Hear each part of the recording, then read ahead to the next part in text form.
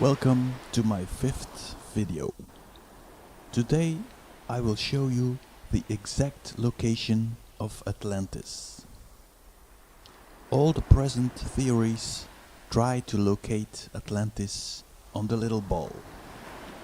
Antarctica is Atlantis, it's in the Atlantic Ocean, or the latest theory, it is in Spain, and so on. They try to portray it as a big city. But when you put Atlantis on the bigger Earth, it all becomes so simple and obvious. For me, it's yet another puzzle piece falling on its place. For the people who think, what the hell is he talking about, the bigger Earth? You have to watch my previous videos. Links are above. There I state we are living on a bigger Earth. So let's take a look at Atlantis. The description of Plato. How could we recreate that image? Well, you would have a crater in a crater in a crater. But hey, where did I hear that story before? Exactly. Remember in my previous video I made a 3D object in which I simulated light.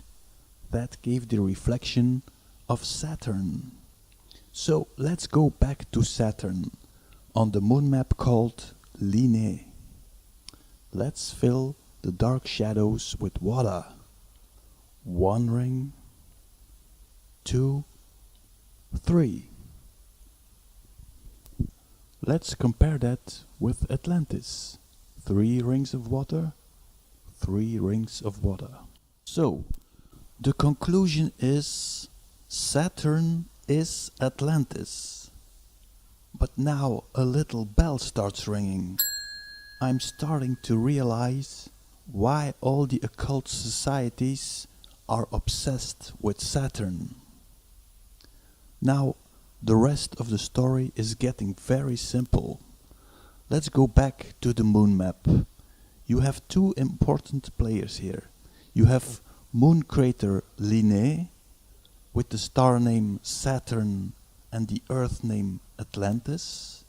And you have crater Sulpicius Gallus M, star name Sirius, our biosphere Earth. Thirdly, you have a big plain called Mare Serenitatis, calm sea. I guess it wasn't that calm. So, watch the location of Atlantis and of biosphere Earth. Atlantis is in the middle of the sea. Biosphere Earth is on the shores of a ridge. Now let's presume there is a tsunami on the bigger Earth, and the whole crater of Atlantis was flooded. That would have been an enormous disaster with earthquakes, and their whole biosphere would have been swallowed by the water. Part of the population could escape by boat and managed to save their family and some livestock. Was it Noah or Gilgamesh?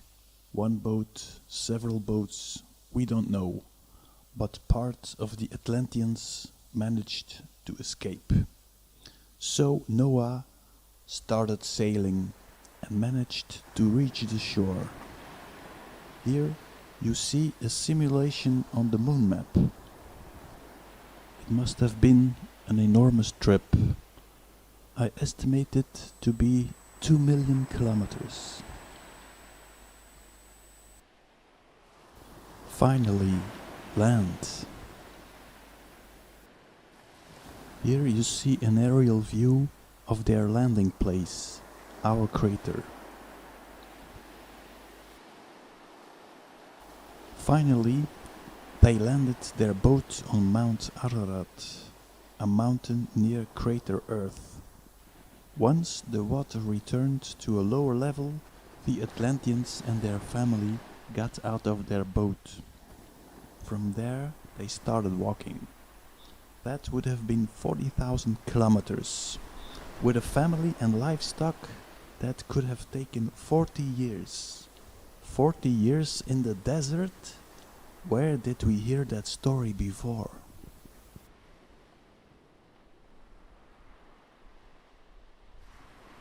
Look at the position of Crater Earth. It is very close to the shore. On the side of Crater Earth, you see an opening that is lower than the rest. Once in a while, when water on the bigger planet is rising, water could leak into our crater. Maybe at a certain moment in time, a huge piece of ice slipped into the crater and caused an enormous destruction, the so-called ice meteorite. That meteorite was responsible for the rising of sea levels, and I think it sealed off the gateway to the bigger Earth. Earlier, people could enter our crater on foot. Now they need a boat. Slowly, this information of the gateway got lost, to the point where we are now. And now, at the present time, how are you going to explain water levels rising if you don't want to tell the people about the bigger Earth? Well, you invent climate change and you tell people the ice of Antarctica is melting because of fossil fuels. No, I think it's the water of Mare Serenitatis that is leaking into our crater. So, what's next? The Atlanteans enter the Promised Land and discover the Garden of Eden. It must have been a beautiful world. There must have been hominid races in the biosphere. I think that because of their higher technology, they must have been seen as the gods. Maybe some of the gods had difficulty breathing because of the different mixture of oxygen and needed some kind of respirator. Were they seen as bird gods because of that apparatus? Another question would be, were there giants? Of course, this is blasphemy for mainstream science. Was Homo sapiens around? I don't know. I'll make another improvisation here. It's purely speculative. Don't take it for granted. Here I go. The gods of Atlantis forbid their people to have sex with the hominids. But a few fallen angels disobeyed, and the crossbreed of Atlanteans and hominids was born, Homo sapiens. Because of that, Adam and Eve were cast out of paradise, the Garden of Eden. They had to leave Crater Earth. So I would guess Adam was an Atlantean and Eve a hominid. So, if you are looking for the missing link in the evolutionary story, you won't find it. Bye bye, Darwin. This is blasphemy. So the gods started rebuilding their world and built the megalithic structures. Maybe with some advanced technology, because we still don't understand how they cut those gigantic stones. This technology might have been put in a special protected box. Later, when the gods died out, or they left again, there was a fight over the left behind technology of the gods, with the whole story about the Ark of the Covenant. This story, of course, is so absurd and out of the blue that the Freemasons decided to build a replica. Look at the menorah in front of the Ark. Another reminder of the rings of Atlantis. The Atlanteans probably had some advanced knowledge. I suspect they had explored and mapped out the complete bigger Earth. I deduce that from the several star maps that were built in our crater, like the Golan Heights, Stonehenge, the pyramids, and so many more. Now I will show you some knowledge hidden in the monuments. Okay, let's zoom in on Stonehenge, what is left of it. Okay, let's move to the right, and there you see in the soil, I don't know if anyone has seen this before, you can see clearly the sign of Orion. Move to the right, you see a bull's head, Taurus. Move to the right, and there you see the 7 stars of Pleiades. Let's zoom out, move to the left, and then there you see Saturn, aka Atlantis. Well, if you wonder why those trees are still standing there, I think underneath you would find the rings of Atlantis. So, let's summarize. If you go from right to left, you have first the Pleiades, next you have Taurus, and then you have Orion. So, what would Stonehenge be then? Let's take the star map. On the right you see Pleiades, next Taurus, Orion, so on the left you have Sirius. That means that Stonehenge is Sirius.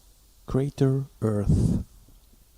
So if that is true, let's compare Stonehenge with Sulpicius Gallus M and with a photograph of Sirius. Sadly, there is not much left of Stonehenge, but luckily there's still an old drawing. Let's take a look at it. Well, I would say that's bingo. Let's compare. Here you see the circle in the center, the photograph, the stones and Stonehenge. Then you see the 2 notches on the photograph of Sirius and the 2 circles on Stonehenge. And now the most important, the gateway on Sulpicius Gallus M, photograph of Sirius, and here on Stonehenge you see the gateway. This is the information our ancestors have put into the monuments. Now you understand why they are destroying these buildings. Exactly on the spot of the gateway they have built a road. Okay, let's have another example of the star map. I found a very strange coincidence when I compared Mars with Silbury Hill. Okay, let's zoom in. Watch the exact same proportion.